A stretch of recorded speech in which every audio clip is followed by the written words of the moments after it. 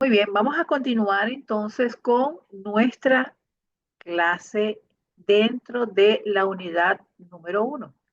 Vamos a hablar de la pedagogía evolutiva en educación preescolar. Ya hemos dicho que es un enfoque educativo que busca adaptarse la enseñanza a las características y etapas de desarrollo de los niños, los adolescentes y posteriormente en la vida adulta, tanto en el aspecto biológico, psicoemocional.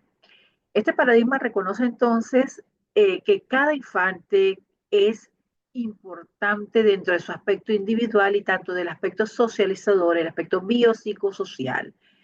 Entonces la enseñanza se debe alinear con estos procesos evolutivos individuales para promover un aprendizaje significativo. Aquí quise resumirlo en un esquema, ¿sí? Donde hablamos de qué contempla la pedagogía evolutiva en educación preescolar. Primero, que es un enfoque principal que se focaliza en el desarrollo cognitivo, desarrollo social, emocional y físico del niño y la niña. Además, que contempla una serie de estrategias pedagógicas. Cada autor, cada momento histórico desarrolla actividades lúdicas, materiales manipulativos, y aquí se puede subdividir en recursos didácticos, y tiene periodos sensibles. Es decir, de acuerdo a las etapas de desarrollo evolutivo, se van a ir generando nuevos conocimientos, nuevos aprendizajes y nuevas amplificaciones de lo ya conocido. Igualmente, la pedagogía evolutiva se enfoca en las habilidades sociales, en las habilidades emocionales y las habilidades cognitivas del. Y el rol del educador aquí debe ser como guía, facilitador y observador también del proceso. Comencemos entonces el cómo se alinean los procesos pedagógicos a los procesos evolutivos. Iniciamos que, por supuesto, la pedagogía evolutiva es el pilar fundamental a adecuarse al desarrollo del niño, y esto implica que las experiencias de aprendizaje se diseñan de acuerdo a la etapa evolutiva. No pueden ser más adelantados o más retrasados porque, por supuesto, esto va a crear incongruencia en la evolución, respetando las capacidades y limitaciones propias de cada edad. Desde las teorías clásicas de Jean Piaget, como que señalan que el juego es un medio que constituye y enriquece el desarrollo intelectual del niño, y que las actividades lúdicas y de aprendizaje deben ir acorde a la edad para obtener el máximo beneficio. También se va a enfocar en estudios recientes como la neurociencia, el desarrollo infantil que respalda la visión, el aprendizaje y el desarrollo, que son procesos dinámicos. Esto es importante. La pedagogía evolutiva se adapta a cada proceso, no es estática, porque cuando la educación en la niñez temprana toma en cuenta el disfrute y la capacidad del niño para adaptarse a nuevas situaciones, va incluyendo también aprendizaje de normas y aprendizaje de otros aspectos. El papel del juego entonces en la exploración inicial del niño. Se centra en la centralidad del juego, la actividad como una actividad universal y el desarrollo de habilidades que contemplan estos tres elementos. El juego, como ustedes saben, ocupa un lugar central en la pedagogía evolutiva, entendido no solo como entretenimiento. Aquí el juego deja de ser solamente recreación para convertirse en una manera de exploración, de curiosidad, de mostrar mundos nuevos, y diversas investigaciones contemplan el juego como en la primera infancia como un elemento clave para promover el desarrollo cognitivo, social, emocional y físico de los niños. Por ejemplo, autores como Jean Piaget, que ya fue mencionado en la anterior videoclase, nos hablan de que el juego en las diferentes etapas representa símbolos para los niños, símbolos de autoridad. Los niños juegan que si a la casa, a la cocina, a mamá, a papá, a la familia, tienen juegos de maestros, juegos de roles, juegos de símbolos, que les van generando un proceso socializador que lo integra al ámbito social y al comprender los diferentes roles que puede generar. La Asociación Nacional de Educación Infantil, que está en Estados Unidos hace muchos años, determinó que el juego es una actividad universal e innata. Este elemento lo quise traer a colación porque así es, el juego forma parte de nuestra vida diaria, respalda el desarrollo y el aprendizaje infantil en los campos cognitivos. Y en diferentes áreas curriculares se incluyen los juegos, incluso en los desarrollos empresariales a nivel de adultos, también el juego forma parte importante en nuestra vida, pudiendo conducir incluso la indagación y el descubrimiento. El juego también permite desarrollo de habilidades fundamentales para el pensamiento crítico, la comunicación social y la imaginación, la resolución de problemas, la resolución de adivinanzas, de conjeturas, de metáforas, la analogía, el descubrir un mundo nuevo. Algunas metodologías lúdicas que pueden usarse en el aula: el juego libre y guiado, el entorno seguro y el tiempo de juego. Brevemente les comento que el juego libre y guiado permite incorporar la metodología lúdica para explorar diferentes elementos de manera sencilla, con experimentos, con cierta manera de aprehensión, el apresto en los niños, definiendo su motricidad línea, su motricidad gruesa, construir conocimientos de manera significativa, el respeto entre iguales, las normas. El entorno seguro lo brinda el docente, porque es el quien brinda el entorno estimulante, desafiante y con normas. Es aquí justamente donde el niño aprende a respetar, aprende a perder, aprende a considerar el fracaso como un impulso para seguir adelante. El tiempo de juego son tiempos apropiados para el desarrollo y no reducen ni eliminan el momento de aprendizaje. ¿Por qué? Porque la idea es que en la lúdica se incluyan procesos cognitivos, lingüísticos, de autorregulación. Piensa en un momento en que un niño pueda aprender las vocales de manera conductista. Digan A, y el niño dice A, diga diga I,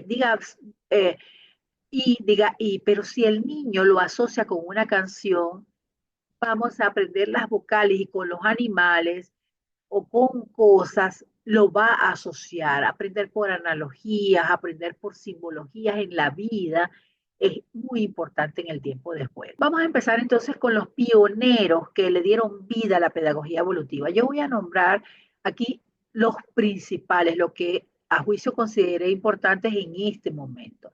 En este momento es importante hablar de Lev Vygotsky, quien es un pedagogo de origen ruso, de Bielorrusia, y él fue un psicólogo soviético que enfatizó el papel del entorno social y cultural en el aprendizaje. Para él, la interacción social, cómo aprende el niño a través de las relaciones, a reconocerse en el otro, al mundo intercultural y cultural, los valores, las creencias, los símbolos, y nos hablaba de la zona de desarrollo próximo, que para mí es el punto elemental de Vygotsky, donde él habla que hay niños que tienen una zona de desarrollo, que tienen una zona mucho más desarrollada que otros niños.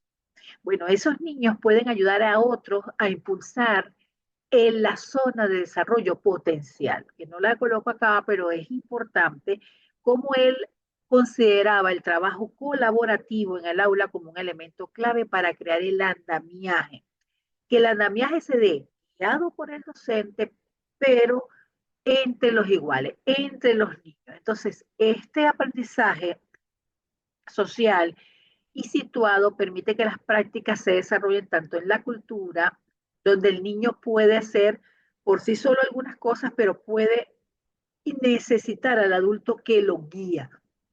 Ejemplo, un niño puede crear dibujos de manera desordenada, porque esas son las primeras creaciones. Sin embargo, el docente con su inteligencia, con su guía, le puede decir cómo darle forma y él va a afinar su zona de desarrollo próximo. Él, a su vez, puede ayudar a otros niños y esto allí estaba la estrategia de Les Vygotsky, que nos hablaba de un necesario apoyo inicial que le da el docente al niño para que él pueda emprender actividades autónomas. La enseñanza es una guía, no es un transmisionista. El docente puede intercambiar lenguajes, normas, y ellos pueden aprender en comunidad.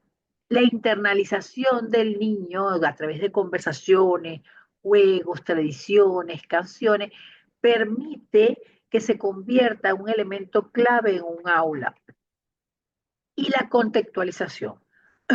Lev Vygotsky habló justamente de la importancia que significa el considerar el contexto en el cual se desarrolla el niño. Fue la inspiración para Jerome Brunner.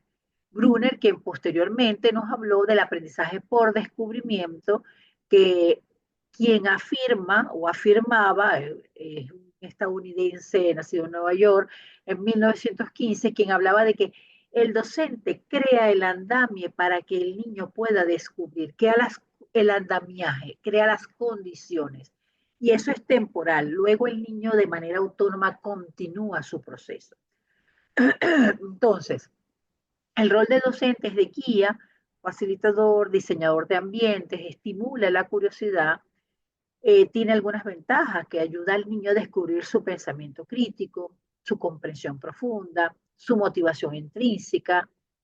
Y los principios claves aquí es la autonomía. No es dejar todo el tiempo el andamio, sino en algún momento quitarlo cuando ya el niño pueda andar solo. Es como cuando aprendemos a caminar, nuestros padres nos colocan una andadera o nos agarran de la mano, pero en un momento nos sueltan una mano, luego nos sueltan otra mano. Bueno, así sucede en la pedagogía evolutiva que nos propone Jeremy Brunner, quien señala la necesidad de los andamiajes para que el niño pueda descubrir qué le gusta, qué quiere explorar, las ciencias, la matemática, la investigación, quiere explorar el ser de asumir un rol.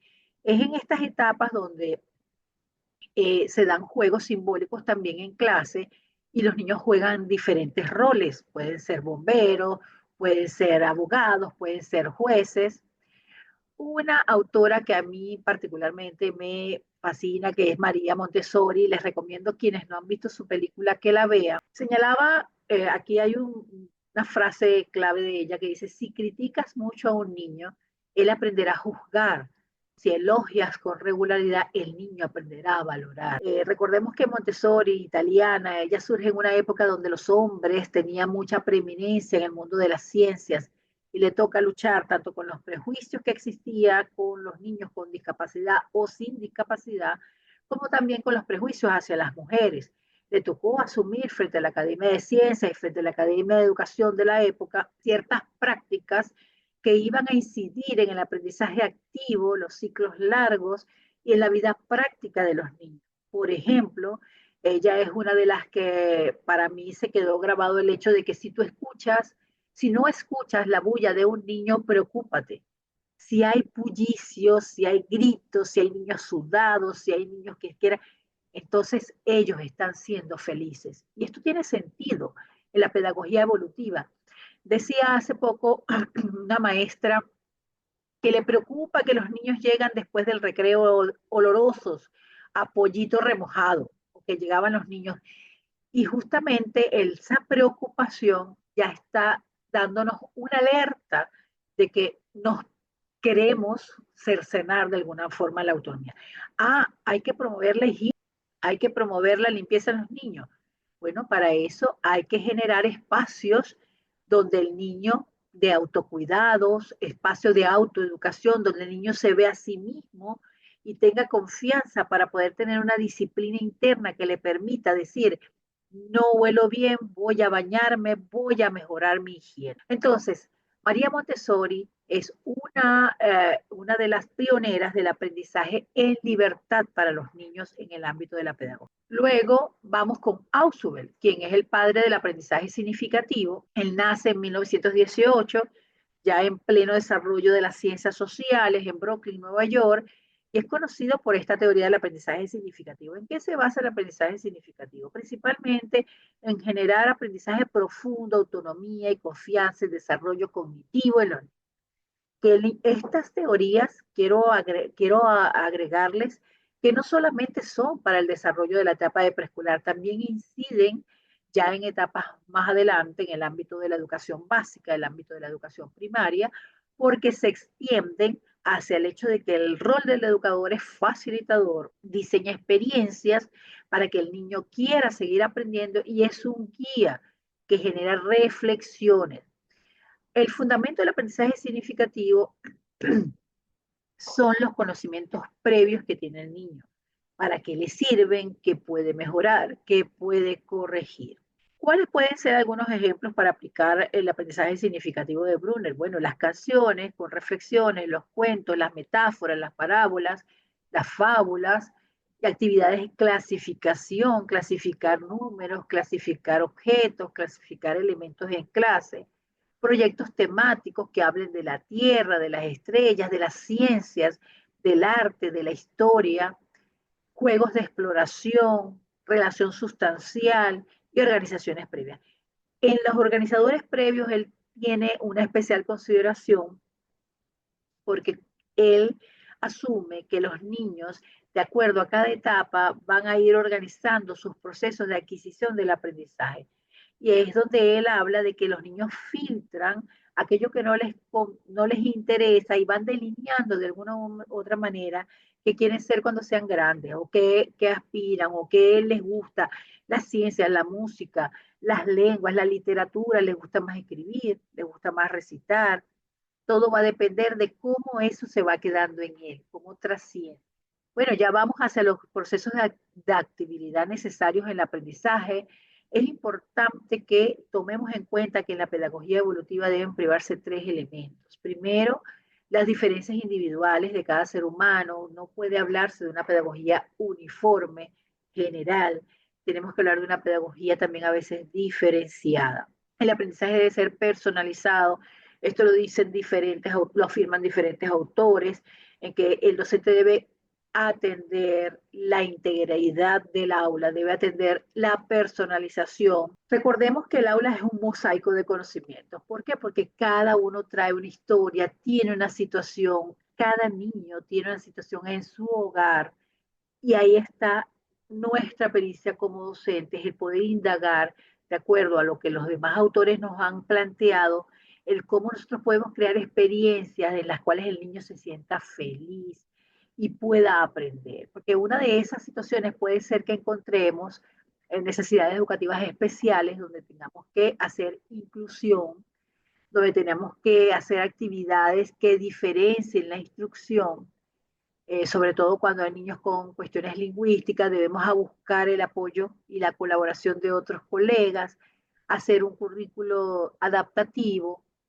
y esto trae muchos beneficios, la inclusión, y es que genera beneficios no solo de pertenencia de los niños, sino de todos como iguales, a verse todos como iguales. Hay algo importante en la pedagogía evolutiva, y es justamente el ritmo evolutivo del niño, cómo tenerlo en cuenta. Para ello no podemos ser uniformes, definitivamente debemos tener la planificación flexible, una observación continua de cómo van funcionando nuestras estrategias, la evaluación, las estrategias que utilizamos, los juegos que utilizamos, las actividades que ellos hacen, cómo sus procesos biopsicosociales, el proceso psicomotriz, ver cómo reaccionan sus emociones, ver cómo ellos van adaptándose para poder hacer ajustes de acuerdo a las necesidades reales del grupo. Muchas veces los docentes decimos, no, es que esta es la planificación, pero es que es necesario tener un feedback, y el mejor feedback es el cómo se está dando el aprendizaje. Ahora llegamos a un elemento clave dentro del proceso de preescolar que viene con las nuevas tendencias que vienen desde el conectivismo, desde el Siemens, pero que se adaptándolo a la época, al ámbito de preescolar, los niños no están exentos del uso de las tecnologías, pero esto debe ser muy cuidadoso bajo supervisión del docente y más orientado hacia la tecnología educativa. ¿Qué significa? Bueno, es incorporar de manera intencional ciertos elementos como recursos digitales, como aplicaciones interactivas, juegos educativos en las tablets, pizarras digitales, que contribuyan a un proceso progresivo de insertar en el niño el pensamiento computacional. Más que el aprender una herramienta, es el cómo ellos pueden ir insertando y alineando los procesos pedagógicos, claro, con el pensamiento computacional, que aprendan lo que es la robótica, en qué consiste, cómo ellos pueden aprender a hacer simulaciones. Es importante todo esto. Bueno, entonces en este sentido, La tecnología adaptada a la edad preescolar tiene tres elementos clave: los contenidos digitales que hacemos, la tecnología desde el nacimiento y el enriquecimiento de las experiencias. Bueno, nosotros podemos enriquecer las experiencias de los niños a través de, actualmente Google y otras empresas tienen, con Telefónica, por ejemplo, tienen los lentes de realidad virtual, realidad aumentada. En una escuela se puede trabajar con los niños, sobre todo en etapas de 5, 6, 7 años, que ya tienen un poco más de esencia, porque en las etapas más tempranas los contenidos digitales deben ser más visuales, deben ser breves, deben mantener la atención y que sean realmente educativos, que hagan una mediación de estimulación, de creación de estímulos de alegría, que tengan una creación de estímulos incluso a vocalizar, a poder propiciar en ellos los procesos lingüísticos, la escucha y el poder interactuar con esas tecnologías. Entonces, lo que tiene que ver con las experiencias enriquecedoras, lo vamos a ver de todas maneras más adelante. Aquí tengo algunos ejemplos de las innovaciones tecnológicas que podemos adecuar, como la robótica educativa, la realidad aumentada, la educación inclusiva. No en todos los espacios se puede dar, pero incluso en el ámbito de la educación donde haya situaciones de conectividad, se pueden crear espacios de simulaciones para que los niños conozcan cómo funcionan estas tecnologías. Bueno, el aprendizaje que va basado en el juego y cómo impacta el desarrollo infantil es importante considerarlo. Les permite hacer combinación, nos permite a los docentes hacer combinación de teorías. Podemos combinar a Brumer con Vygotsky, con Piaget, para explorar el descubrimiento, crear andamiajes, enriquecimiento sociocultural que permita la creatividad, la imaginación, el desarrollo del pensamiento crítico, la socialización entre niños, que haya respeto, la competencia saludable y, ¿por qué no?, el apoyo y la colaboración entre equipos. El aprendizaje activo es muy importante, el solucionar problemas, el aprender a sembrar árboles, el aprender a mantenerlos. Hay ciertos proyectos que ya les voy a mostrar algunas ideas que se pueden desarrollar. Entonces, el aprendizaje basado en el juego, más que un aprendizaje trivializado y un aprendizaje mimetizado de imitaciones o de simulaciones, puede ser algo muy significativo, divertido, interesante, que contribuya a un aprendizaje integral, significativo y que incluya todos los aspectos básicos del desarrollo de los niños.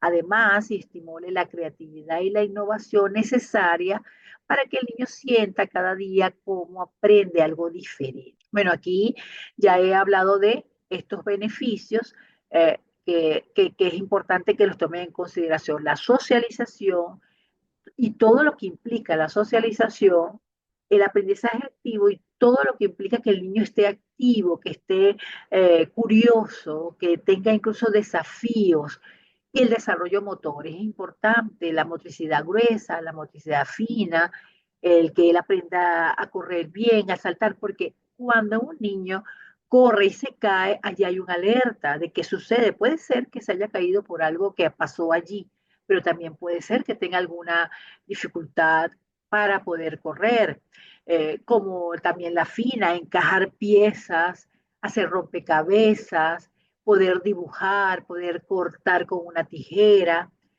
Todo esto puede hacerse con apoyo en el juego. Bueno, aquí tenemos algunas evidencias empíricas de investigadores que han visualizado en el juego un elemento educador clave, McKeehan, Kinston, Ingrid, cómo se puede aprender a través del juego como un proceso significativo que genere curiosidad, exploración y que impulse a los niños a indagar, a desarrollar pensamiento lógico desde la temprana edad.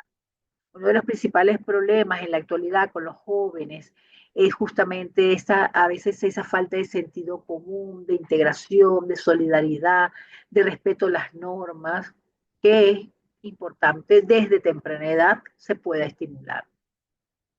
Bueno, el papel de los docentes entonces en la enseñanza es una guía, un facilitador, un observador y un mediador, de lo que ya les he hablado anteriormente.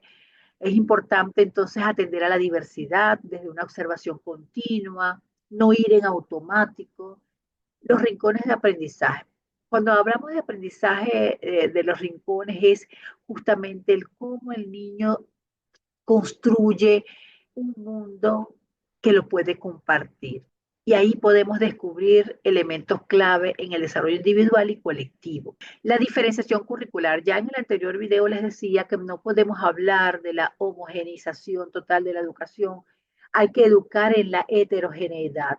Niños con diferentes contextos familiares, habilidades, estilos de aprendizaje, lenguas, ritmos de maduración. Y esa pericia la debemos ir desarrollando los docentes para reconocer la individualidad y lo que podemos generar colectivamente.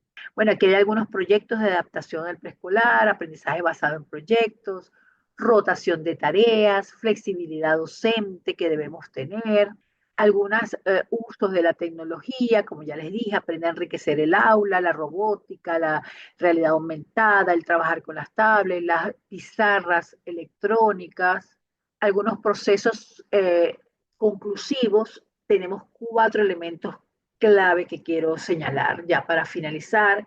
Recordemos los principios fundamentales. Toda práctica pedagógica se instala sobre una base teórica fuerte, sólida. Los procesos significativos del niño son y pueden ser descubiertos por el docente para guiarlos, no solamente para cercenarlos, para poder normarlos, sino también para darles libertad, potenciación y descubrir en ellos incluso los futuros científicos, los gobernantes, los futuros médicos, las futuras personas que van a mantener la salud de un país, la limpieza, ¿por qué no? Y que van a mantener las generaciones que puedan continuar en el mundo. La evidencia académica. No podemos dejar por fuera lo que es lo que se ha construido, la realidad empírica, la realidad teórica. Muchas veces vamos a un aula con improvisación o muchas veces vamos y decimos, no, la teoría no sirve. No, si la teoría sirve para tener una práctica pedagógica sana, aplicada al nivel de preescolar que realmente se adhiera al sistema de cada uno.